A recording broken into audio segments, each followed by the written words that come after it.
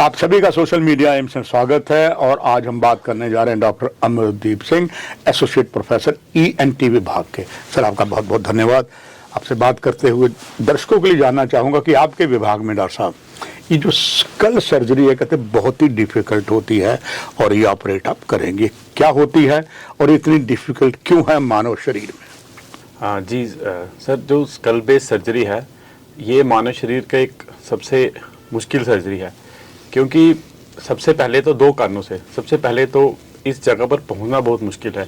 ये जगह ब्रेन के नीचे है, हाँ, जैसे हमारे चेहरे की हड्डी इसके पीछे है कान की गहराई में, तो यहाँ एक तो पहुंचना बहुत मुश्किल है और दूसरा यहाँ पे जो भी हमारे दिमाग में जो ब्लड वेसल रहती हैं, जो खून लेके जाती है और लाती हैं, और जो नसें हैं, जो नर्व्स बोलते हैं हम ब्रेन में, वो भी यहाँ से गुजरती हैं।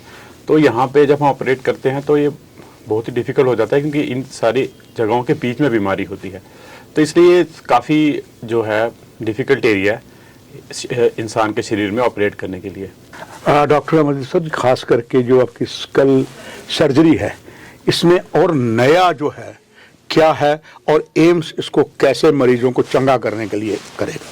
जी सर, ये आपने बहुत ही अच्छा एक सवाल पूछा है, क्योंकि जो एम्स है, इसका जो मिशन है, सिर्फ ये हमारा एम्स में पेशेंट को ऑपरेट करके उसका उपचार करके ही हमारा काम ख़त्म नहीं हो जाता।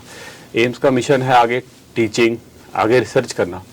तो जैसे हमारा स्कल बेस एक काफ़ी, जैसे मैंने बताया, डिफ़िकल्ट एरिया है, इसमें भी आगे जाने के लिए, टीचिंग के लिए, ट्रेनिंग के लिए हम एम्स जम्मू में एक स्कल बेस लैब का निर्माण कर रहे हैं, जो कि बहुत ही कम जगह पे है। तो स्कल बेस लैब वो जगह है जहाँ पे हमारी जो मृतक बॉडीज़ होती हैं, डिसीज्ड बॉडीज़ होती है, उनके स्कल बेस को हम एक्सप्लोर करते हैं और देखते हैं, और हमें ये एरिया समझने में, इस पे ऑपरेट करना है, कैसे ऑपरेट करना है, वो सब चीज़ें समझने में हमें बहुत हेल्प मिलती है। और आगे जाके पेशेंट को ऑपरेट करने में कॉम्प्लिकेशन रेट कम होगा और रिसर्च में, टीचिंग में, हर चीज़ में इससे बहुत हेल्प होगी। तो ये चीज़ हम इस जगह के लिए, स्कल बेस के लिए आगे रिसर्च लैब बनाकर इसे आगे ले जाना चाहते हैं। डॉक्टर साहब, जहाँ पर एम्स के लिए सारे हम जम्मू कश्मीर के साथ पड़ोसी राज्य जो हमारा है, चाहे पंजाब है, हिमाचल है, बर्फीला रेगिस्तान, लेह लद्दाख है, और जितने भी जम्मू कश्मीर मेडिकल कॉलेज हैं, उनमें से सबसे ज़्यादा अगर टॉप अब डॉक्टर्स निकलेंगे वो एम्स के ही डॉक्टर निकलेंगे, क्योंकि अभी OPD शुरू होने वाली है, टेलीमेडिसिन शुरू हो चुकी है, मगर 3rd ईयर तक बच्चे जो हैं वो MBBS एम्स में शिक्षा पा रहे हैं, उनको बहुत लाभ होगा। और इसका लाभ, उनको जो महारत मिल गई है डॉक्टर साहब, उसका फायदा आने वाले मरीजों को क्या होगा और इन डॉक्टर्स को क्या होगा, वो शायद और जगह भी नहीं है। जी बिल्कुल। जैसे मैं अपनी स्कल बेस एरिया में मैंने लैब की बात की, तो जो हमारे पास ये अत्याधुनिक लैब होगी जिसमें हम स्कल बेस एरिया को स्टडी कर पाएंगे, जो हमारे स्टूडेंट हैं यहाँ पे उन्हें बहुत फ़ायदा होगा।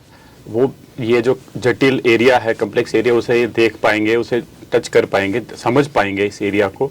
तो हम आगे जाके इस एरिया में कॉन्फ्रेंसेस, रेगुलर वर्कशॉप्स जो है कंडक्ट कराएंगे, देश विदेश से यहाँ पे डॉक्टर्स आएंगे। तो इस एरिया में हमारी जो अंडरस्टैंडिंग है और बढ़ेगी। हमें इसमें ट्रेनिंग शुरू करेंगे, तो जहाँ यहाँ के जो हमारे MBBS के आगे MSc ENT और उसके आगे जो स्टूडेंट्स हैं, उन्हें बाहर जाने की आवश्यकता नहीं, वो यहीं पे ये उच्च ट्रेनिंग को प्राप्त कर सकते हैं। और जो हम इसमें जो काम करेंगे अपनी इस लैब में, उसे हम पब्लिश करके, इसे हम रिसर्च में, पेपर्स में पब्लिश करेंगे। तो इस तरह से हमें काफ़ी जो एम्स का मिशन है, जो हमारा रिसर्च अकेडमी, उसमें काफ़ी प्रोग्रेशन मिलेगी।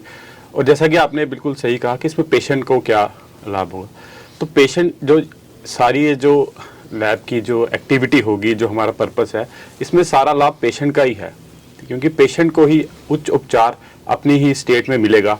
इतना एक जो डिफ़िकल्ट एरिया है जिसकी सर्जरी करने के लिए बाहर जाना पड़ता है, वो यही हो जाएगा। और लैब की मदद से ये सर्जरी बहुत ही अच्छी होगी, बेहतरीन तरीके से होगी, क्योंकि हमें निरंतर इसमें रिसर्च करने से ये जगह हमें ज़्यादा अच्छे से हम इसे अंडरस्टैंड कर पाएंगे। और डॉक्टर साहब, जैसे अभी ऑलरेडी टेलीमेडिसिन शुरू हो चुकी है, OPD शुरू होगी, उसके बाद पेशेंट एडमिट भी होंगे। आखिर में दर्शकों के लिए जानना चाहूँगा, जब OPD यहाँ आ जाएगी, पेशेंट आप देखेंगे, इसके बाद यहाँ ट्रीटमेंट भी होगा, उसका कितना लाभ मिलेगा, कौन कौन सा होगा, और फिर इसी क्रम में आखिर में आपका एक संदेश सभी के लिए? बिल्कुल, बहुत लाभ मिलेगा इससे। ENT एक जो है बहुत ही एडवांस्ड फील्ड के रूप में आएगा एम्स जम्मू में। बिल्कुल बेसिक सर्जरी से में ही सीमित नहीं रहेगा। जो एडवांस ईएनटी की सर्जरी जो बाकी जगह होती है वो हमारे जैसे कैंसर और स्कल बेस की ये हम यहाँ करेंगे, और लैब इसमें हमें बहुत लाभ देगी इस चीज़ में। और मैं दर्शकों को ये संदेश देना चाहूँगा कि जो हमारी स्टडीज़ होती हैं ये कैडेवर पे होती हैं, जो डिजीज्ड बॉडीज़ होती हैं, मृतक शरीर होती है, उन पे होती हैं।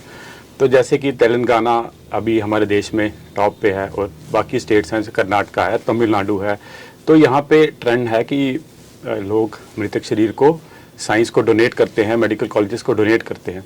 तो मेरी दर्शकों से गुजारिश है कि हमें जम्मू में भी इस चीज़ को प्रमोट करना चाहिए, और रिक्वेस्ट है कि डिजीज़ बॉडीज़ को जम्मू में डोनेट किया जाए ताकि हम अपनी रिसर्च को आगे ले जाएं, और इसमें लाभ पेशेंट का ही होगा, जम्मू की पब्लिक का ही होगा। यही मैं कहना चाहूँगा। डॉक्टर अमरदीप जी ने बताया, ईएनटी के एसोसिएट प्रोफेसर ने, डोनेट बॉडी करनी चाहिए। जम्मू कश्मीर में श्री गणेश बहुत पहले हो चुका था जब एक महान शख्सियत ने भी बॉडी डोनेट की थी, श्री सराफ ने। उस क्रम को आगे जारी रखेंगे। डॉक्टर अमरदीप सगा पर बहुत बहुत धन्यवाद। दर्शकों आपसे भी इजाजत, नमस्कार।